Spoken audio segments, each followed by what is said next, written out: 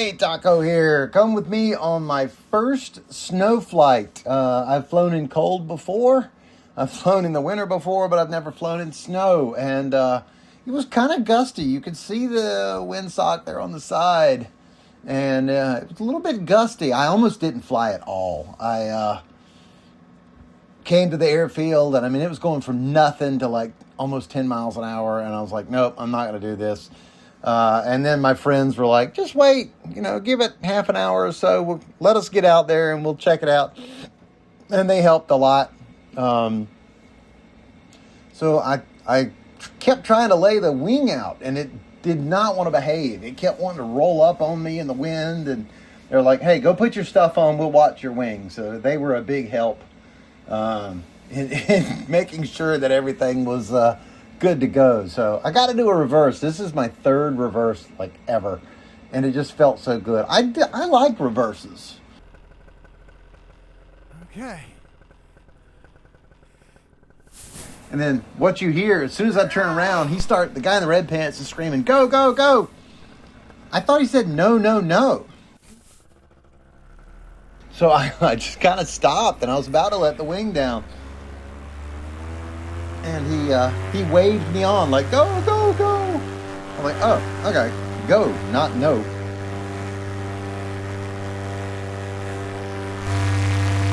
I didn't expect him to yell anything in actuality. That's what threw me off when he started yelling. I wish I could have, this is in the evening. I wish I could have flown in the morning because there was so much more snow. The winds just weren't good. I could deal with the cold. It wasn't that much colder that morning. It was just very windy.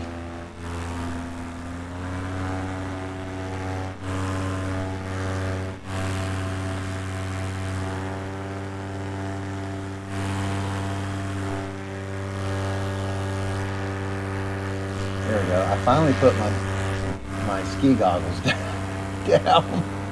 $28 on Amazon. Finally got my ski goggles down, but I could just not get my gloves on the ground to behave with my toggles and all my stuff. So I took them off and jammed them in my pockets. This snowboard suit I'm wearing actually has little sort of half gloves built into the sleeves. Keeps your sleeves down. Oh, wow. But also it's just warm enough to keep my hands warm while I take off, and then once I'm at altitude, I can start playing with my gloves.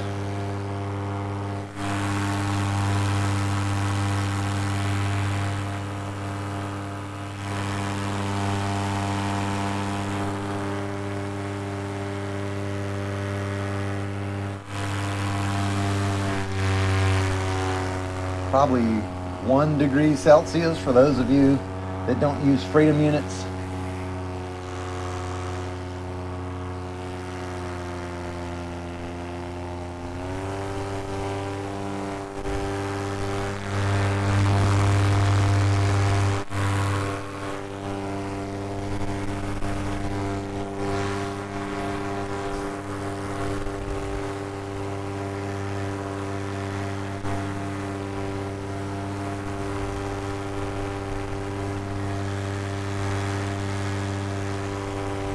We had about 8 inches of snow on the ground, if you believe it, 2 days before this. Just most of it melted. There goes my glove on the left hand finally. It's really bumpy. So you can kind of see it. Remember, the Insta360, especially the X4 and X5, they try to smooth out the bumps. So while the horizon looks pretty stable, watch me and how much I'm bouncing around. That's what the Paramotor is doing. It's bouncing around a lot. And so, short flight. I spend 20 minutes in the air and I stay real close to the airport. I just did not like the bumps.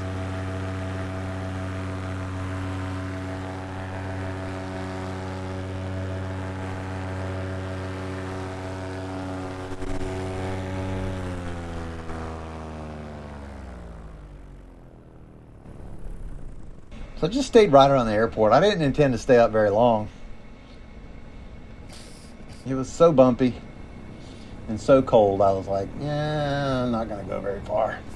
Oh my God, I'm cold. Holy shit. So what did I learn in this experience? Bump tolerance for one.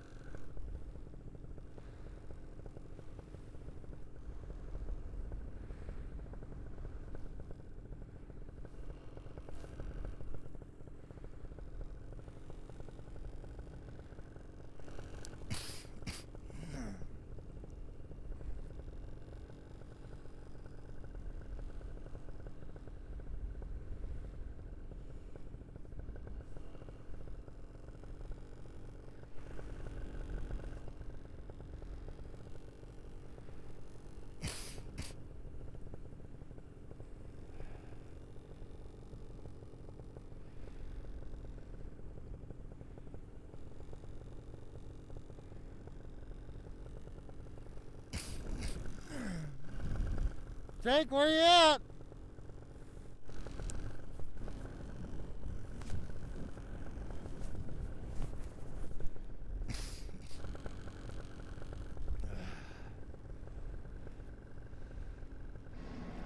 Okay, so you see I'm approaching the airport, and I'm not sure if I'm thinking about landing or what at this point. I'm just kind of coming in, getting a view of everything.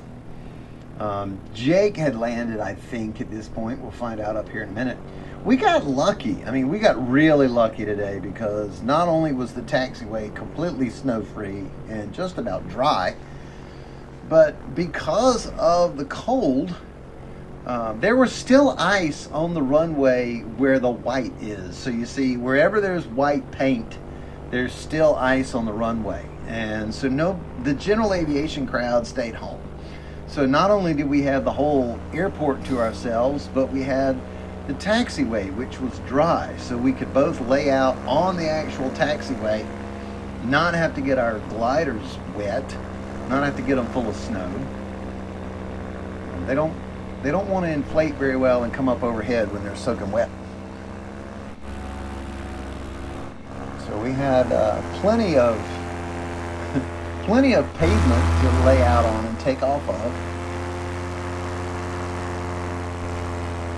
We had the whole airport to ourselves. And it's hard, I mean, it is really hard to see, but if you get down there and walk over where that white paint is, there is still ice on it. I actually called the airport before we went, and I was like, how's the ground? And they're like, well, the ground's covered with snow. As you can see, it's not completely covered. And then when I got there, I asked them, I was like, has anybody else gone up in a while? She says, no, nobody's flown all day. There it is. So when Jake landed, he actually landed on that little piece of dirt there. So the ground's damp at this point, but you wouldn't want to kneel on it.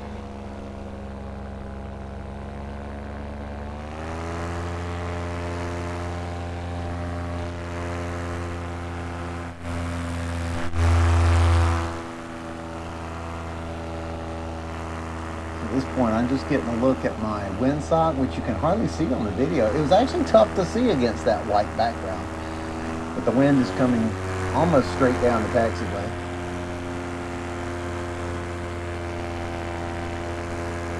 I'm trying to get a little more comfortable with being low. I'll do another good low pass next time.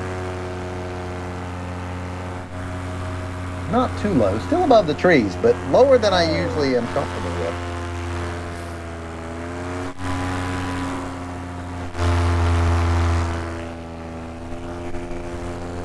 So while this is playing, if you haven't yet, we have 3 days. You have until February 11th make sure you go on the FAA website and comment on the notice of proposed rulemaking. The corporations like Amazon and Walmart and probably several other ones, I'm betting UPS and Target are in there somewhere. The corporations are trying to get drones. They're trying to make the rule that basically if they're delivering a package with a drone that's fully automated and beyond visual line of sight of the takeoff point, that if a drone hits us or any other airplane, that it's our fault. Now that's totally backwards from the way I learned in, when I took my drone class. Unmanned drones or remote control planes or whatever, unmanned aircraft have to yield the right of way to all manned aircraft, no matter if it's a 747, a Piper Cub, or a Paramotor. That drones are kind of the lowest on the totem pole because there's no life to risk. However, now they're wanting to say, oh, well, if one of our drones hits you, it's your fault because the drone didn't know you were there. So make sure you get online and make a comment. This could have some big consequences, not only for recreational drone flyers, but for paramotor pilots, ultralight pilots, even small general aviation planes that don't normally have electrical systems. You think old-fashioned planes, Piper Cubs, Aranca Champs. Most anything you had to prop to hand prop to start. And I know that being in the air with corporate drones is gonna be a thing. Sooner or later there's gonna be a lot of service drones out there delivering stuff from stores and from warehouses direct to homes. But the problem is, who's at fault if one of these drones hits somebody? What if it causes a crash and somebody dies, It shouldn't be... It should be the robot's fault, not the human's fault. There it goes, Jake. Finally getting that wing up. I'm not sure what Travis was doing. If he was going to follow him for a little bit, maybe record him in the car. I don't know what he's doing.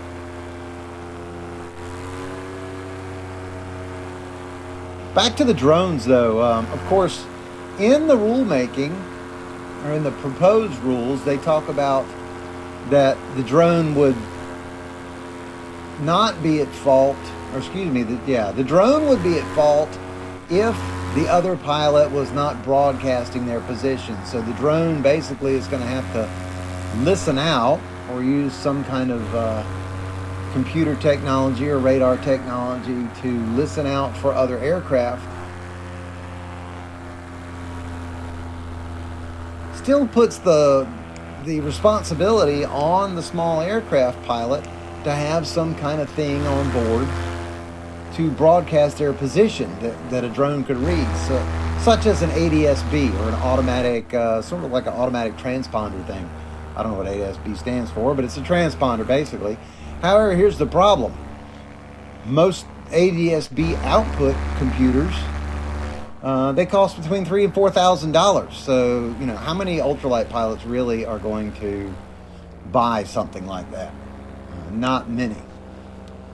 So instead of putting the responsibility on the drone manufacturers to create a drone that could see and avoid obstacles, they're putting it on the pilots of small aircraft. So, hey, here's a new rule, and it's going to cost you. Not the manufacturers of the drones, but you. So we're putting corporate profits and robots above actual people. against the lives of actual people. Now, how could you avoid this? Well, the easy way, but the not so much fun way, when you take off in a paramotor, take off from inside a airfield, like the one below me, and then immediately fly to at least 400 feet above the nearest obstacle. Because that's what drones are limited to, 400 feet. So a lot of paramotor pilots aren't going to like that because they spend a lot of time down low. So, but the obvious choice would be find the highest object in the area that you're in, whether it's a TV tower or a water tower, cell phone transmission tower, and then just make sure you're 400 feet above that highest object. So that's one way to stay safe. Okay, you can see how much I'm bumping around. Bumping around and thumping and shaking. And I'm looking at this strip of land, not the taxiway, because I don't want to flop over on my face on the taxiway. But I'm looking at this strip of land between the snow. I'm not really sure where the wind's coming from, because it seems to want to blow me to the right. So it looks like the wind's coming off to the east. So I come down probably as low as I've ever been without landing, and get a good look at my windsock streamer and find it's not completely down the taxiway. It's from my left just a little bit. So I'm going to go around, come back and set up and pay real close attention to the wind.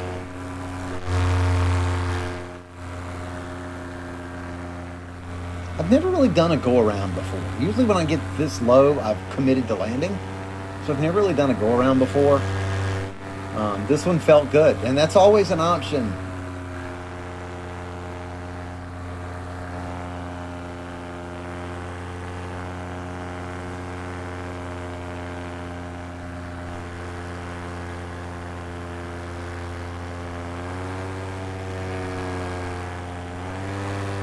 As long as everything's kosher, if you don't like the landing, go around, set it up again. Talking a lot of safety on this.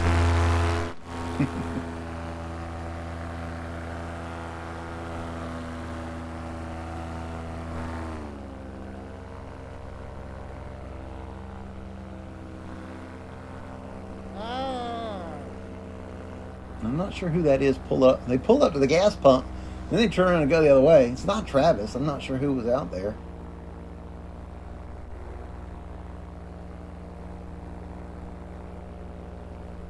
Sometimes we have cars drive down the taxiway, so not only do you have to watch out for other airplanes, but if you're doing anything close to the taxiway, you got to watch out for cars sometimes. Okay, so now I'm trying to get set up. The wind is still blowing me towards the right, so it's coming out of the east, which is to my left. So it's pushing me to the right. I'm kind of starting to edge my butt close to the front of the seat. So I'm not all the way out of the seat yet, but I am, there we go. You see my legs kind of shifting. I am getting towards the edge of the seat. So when it's time to pop out the seat, I can just basically just push my legs down. And I'm fighting it a little bit.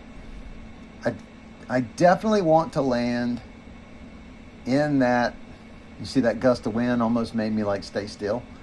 I definitely want to land on that dry spot. I don't want to slip in the snow. And what's going to happen, right about the time I touch ground, I'm not sure if I pull too much on one side or if there's a wind gust. I'm not sure what happens.